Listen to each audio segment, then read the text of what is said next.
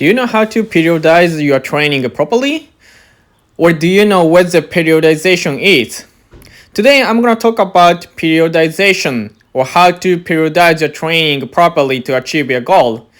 Alright guys, thank you for coming again. My Japanese customer who's in my online school asked me to explain the periodization today.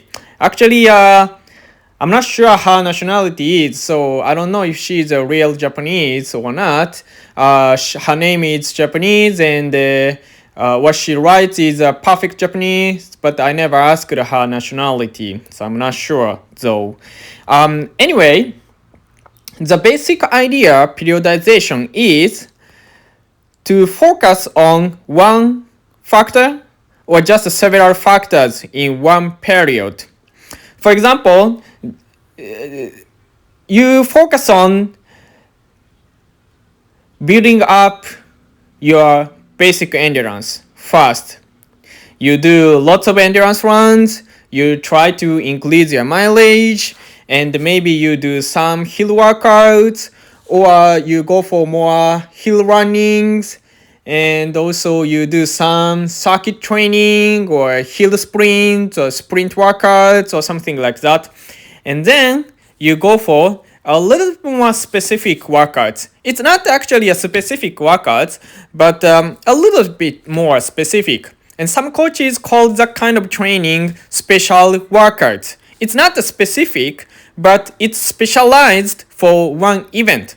For example, in building up phase, basically all runners do same kind of training. Of course, 800-meter runners run much less than marathoners run, but basically the training is the same in basic endurance period or building up period. But then you go for special training. Then the workouts for 800-meter runner and marathoners are completely different, because finally you want to run as fast as possible at your race distance. For example, you do 800-meter, then you want to run as fast as possible in 800-meter. And if you do a marathon, you want to run as fast as possible in 42.195k. The idea is basically same, but what you are doing is completely different. That's why in next period, maybe you need to do a little different things, but the basic idea is completely same. So you focus on one factor, and then you move to another factor, and then you move to another factor, and then again you move to a different factor. That's a basic idea of periodization. And the reason why we need periodization to achieve our goal, or to arrive at our potential maximal performance, is that we need various type of training, various types of workouts. And it's not only one or two or three, but we need maybe 4, 5, 6, 7, 8 different types of workouts and different types of training stimulus. But we cannot put all necessary training stimulus in 1 week.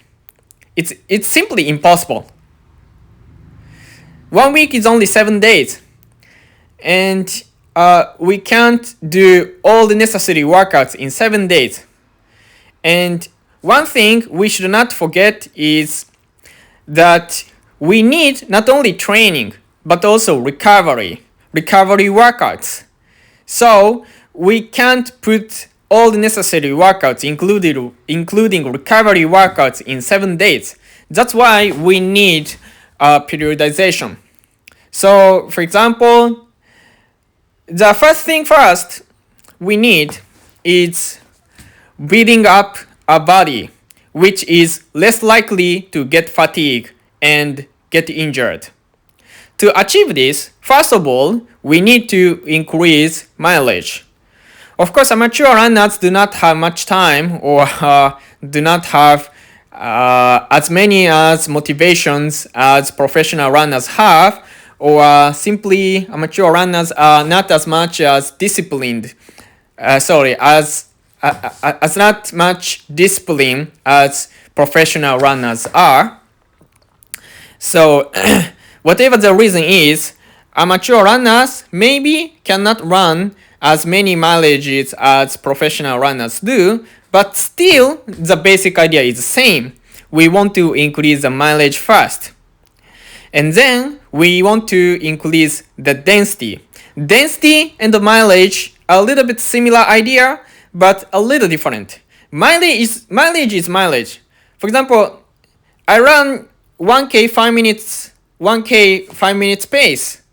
Well, let's say I run 10K 5 minutes per K pace, or I run 10K 320 per K pace.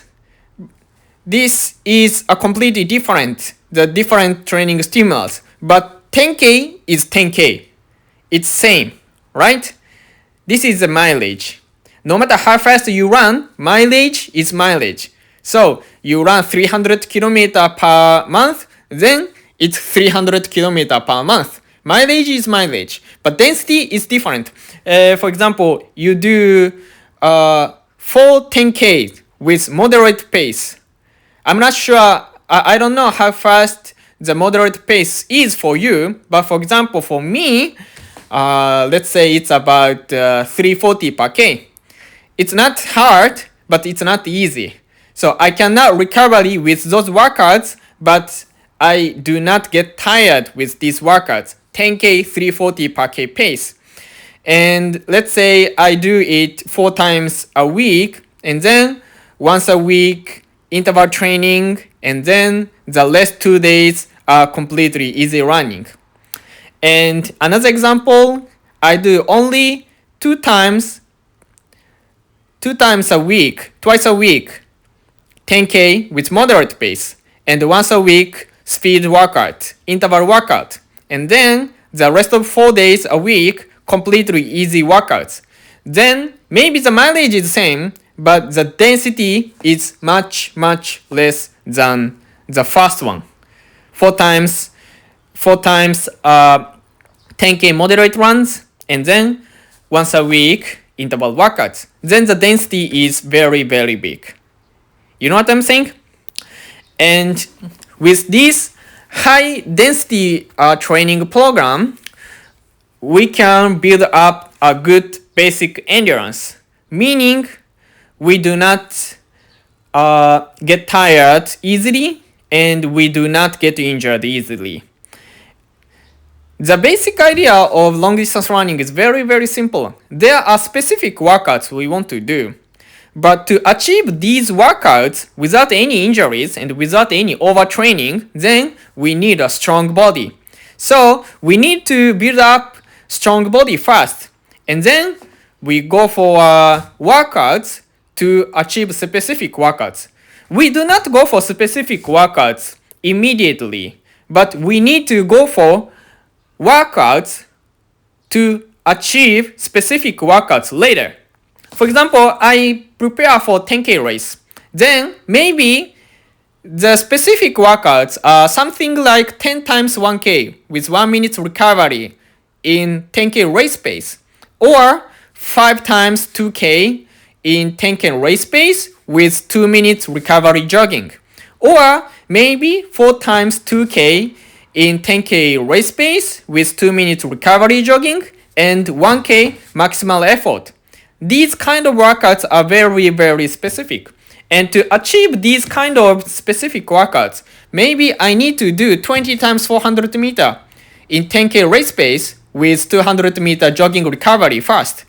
And then maybe 50 times 600 meter with, I'm not sure, 90 seconds recovery in 10K race pace. And then I go for 10 times 800 meter or 12 times 800 meter with 2 minutes recovery jogging in 10K race pace, and then 10 times 1K in 10K race pace with 2 minutes recovery jogging.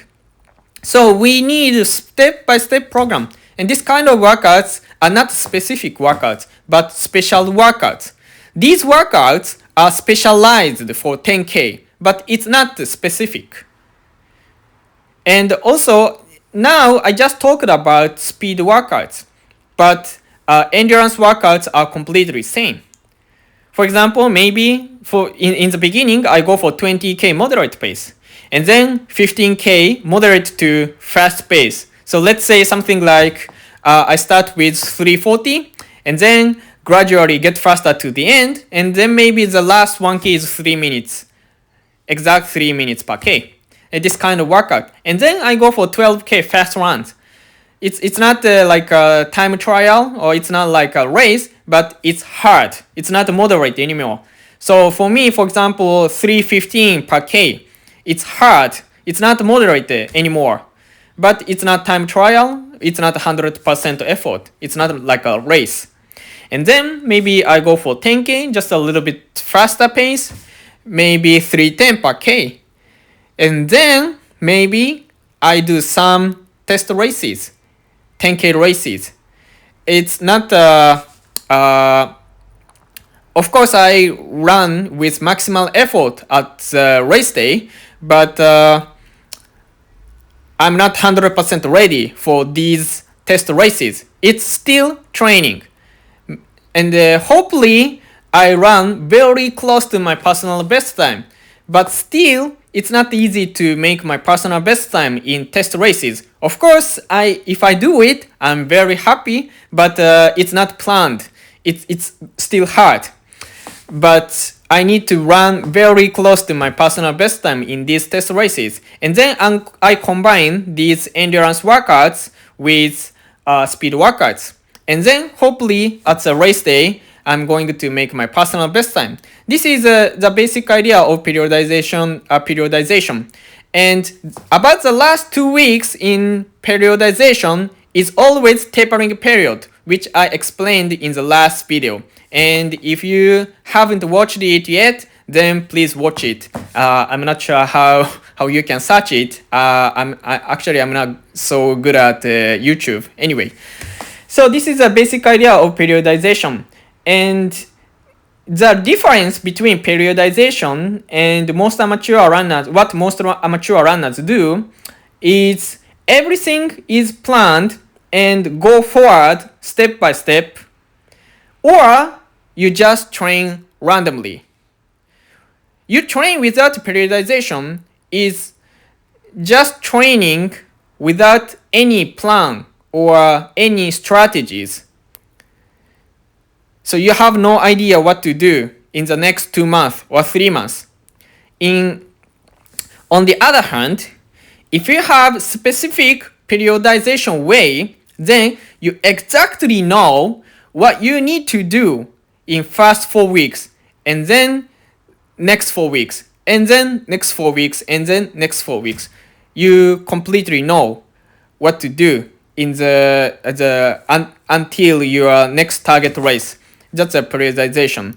And one more thing is that with the right periodization, you can aim at your personal best time on purpose. This is not an accident, but on purpose, you can make your personal best time if you make the good periodization. And on the other hand, if you do not have periodization, then you don't know what you can do at your next race day. Maybe you run well, and maybe you don't. You have no idea what to do, and you cannot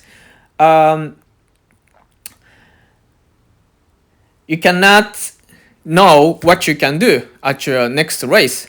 So you make the personal best time randomly, so maybe not, maybe yes, and sooner or later you don't know what to do because you reach at your the wall. This wall is not your potential performance, but you don't know what to do because you just train randomly. You have no plan, you have no strategy. This is a big difference. All right, thank you for watching, and see you next time. Bye for now.